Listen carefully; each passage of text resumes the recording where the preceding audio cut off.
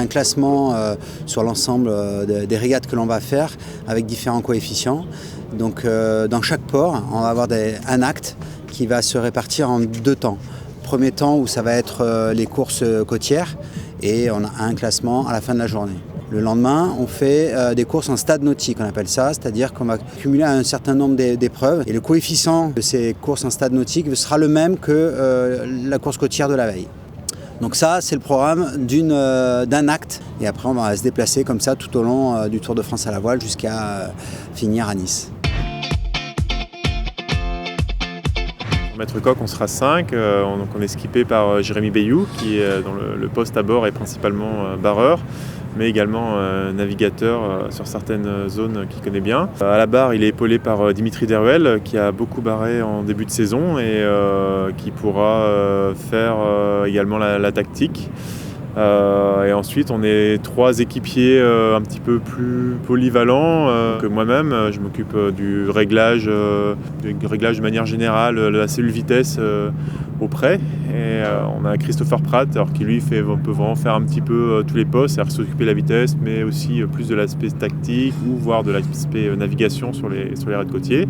Donc Pifou, lui, il a un poste un petit peu du même type que le mien, mais il est plus typé pour les parcours quand le vent sera assez léger. Donc on a de quoi bien faire et de quoi bien s'amuser avec ces 5-là. Alors, on fait un joli Tour de France, on part de Dunkerque qui est une des villes historiques départ du Tour de France à la voile.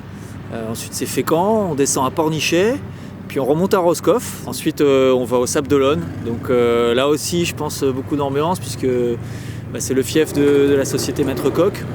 Et je suis persuadé qu'il y aura beaucoup de supporters, à la fois les salariés de l'entreprise, à la fois tous les éleveurs des différentes coopératives qui nous suivent. Ensuite, direction la Méditerranée, puis on se rapprochera de l'arrivée qui se jugera quelques jours après à Nice pour un beau bouquet final avec une belle place à l'arrivée, on l'espère.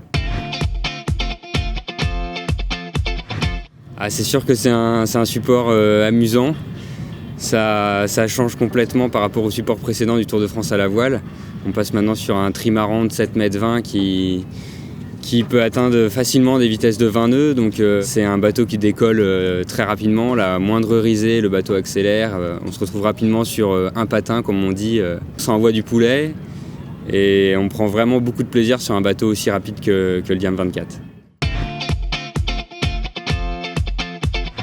Déjà, il est idéal parce qu'il y a 30 bateaux sur la ligne avec un niveau de malade. Donc on va essayer d'exploiter ça au mieux pour progresser pendant toute la course. Si on arrive à se rapprocher des 5 en fin de régate, ça sera un Tour de France réussi.